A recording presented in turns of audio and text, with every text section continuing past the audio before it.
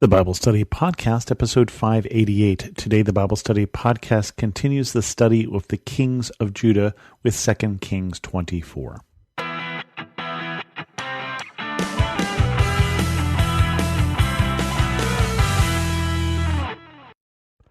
Welcome to the Bible Study Podcast. I'm your host, Chris Christensen. We are wrapping this up. This is the second to the last in a very long series that will be 78 episodes long when we finish this. This is the 77th episode, which means we've been studying the kings of Israel and Judah for about a year and a half, if you've been with me since the beginning. But today, things start to finally conclude. We finally get the beginning of the Babylonian Captivity. And it goes like this, 2 Kings 24. During Jehoiakim's reign, Nebuchadnezzar, king of Babylon, invaded the land, and Jehoiakim became his vassal for 3 years. But then he turned against Nebuchadnezzar and rebelled. The Lord sent Babylonian, Aramean, Moabite, and Ammonite raiders against him to destroy Judah, in accordance with the word of the Lord proclaimed by his servants the prophets. Surely these things happened to Judah according to the Lord's command, in order to remove them from his presence because of the sins of Manasseh and all he had done, including the shedding of innocent blood, for he had filled Jerusalem with innocent blood, and the Lord was not willing to forgive. As for the other events of Jehoiakim's reign and all he did, are they not written in the book of the annals of the kings of Judah? Jehoiakim rested with his ancestors, and Jehoiachin his son succeeded him as king. The king of Egypt did not march out from his own country again, because the king of Babylon had taken all his territory, from the Wadi of Egypt to the Euphrates River. Jehoiachin, king of Judah. Jehoiachin was 18 years old when he became king, and he reigned in Jerusalem 3 months. His mother's name was Nehushta, daughter of Elnathan. She was from Jerusalem. He did evil in the eyes of the Lord, just as his father had done. At the time, the officers of Nebuchadnezzar, king of Babylon, advanced on Jerusalem and laid siege to it. And Nebuchadnezzar himself came up to the city while his officers were besieging it. Jehoiachin, king of Judah, his mother and attendants, his nobles, and his officials all surrendered to him. In the 8th year of the reign of the king of Babylon, he took Jehoiachin prisoner. As the Lord had declared, Nebuchadnezzar removed the treasures from the temple of the Lord and from the royal palace, and cut up the gold articles that Solomon king of Israel had made for the temple of the Lord. He carried all Jerusalem into exile, all the officers and fighting men, and all the skilled workers and artisans, a total of 10,000. Only the poorest people of the land were left. Nebuchadnezzar took Jehoiachin captive to Babylon. He also took from Jerusalem to Babylon the king's mother, his wives, his officials, and the prominent people of the land.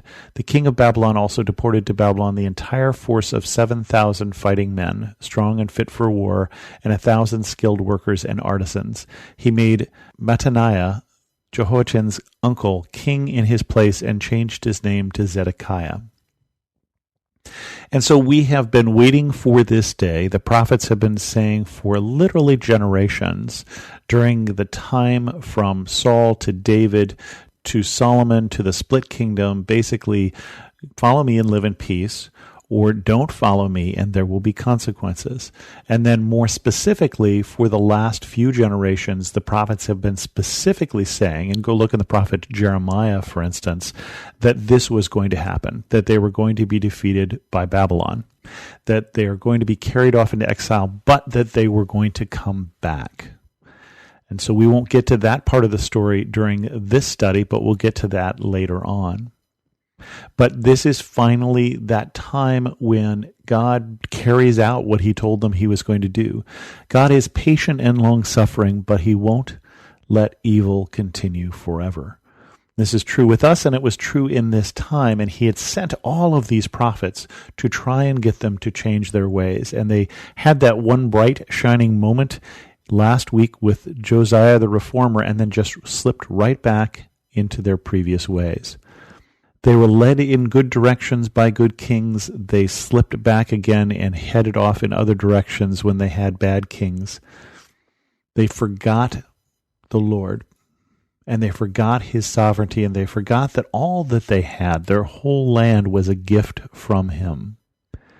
And so because of that, this happens. And it says it right here up front, that basically the reason this happens is that God lets it happen, that God told them it would happen through all the prophets.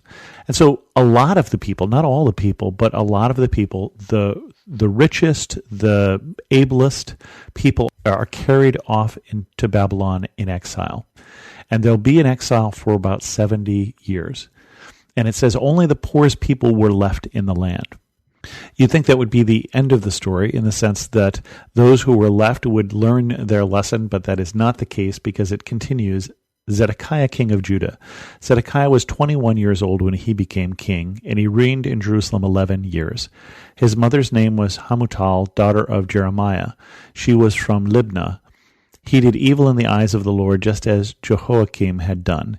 It was because of the Lord's anger that all this happened to Jerusalem and Judah, and in the end he thrust them from his presence. Now Zedekiah rebelled against the king of Babylon. And it ends the chapter that way. The rest of the story we'll tell next week, but I think you can guess that it's not going to end well. And all of this chapter here doesn't end well, and it doesn't end well in part, and one of the reasons that I wanted to do this study, as I've said numerous times, is because of the poor leadership of kings like Zedekiah, kings who don't have a heart for God and who turn away from his ways. Zedekiah could have said, oh, look at what happened just a few years ago to the country because we were not faithful, and could have turned to the Lord, and there would be a different end to this story. But sadly, there is not. So next week we will wrap up this story of the study of the kings of Judah. Remember, we started as the study of the kings of Judah and Israel. It took us a while to have Israel join the story, but then Israel has already left the stage because, again, of their unfaithfulness. When we finish this study, I think the decision has been made that I'm going to go on to study the Gospel of Mark. And then at that point, I'm thinking of coming back into the Old Testament and potentially doing Ezra and Nehemiah, which follow on after the captivity. With that, we're going to end this episode of the Bible Study Podcast. If you have any questions, send an email to host@thebiblestudypodcast.com, or better yet, leave a comment on this episode at thebiblestudypodcast.com. And thanks so much for listening.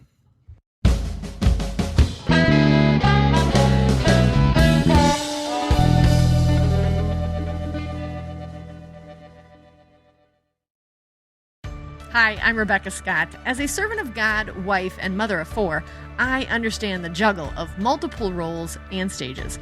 That's why I created the Encourager podcast, to help guide us through the messy middle stage of life.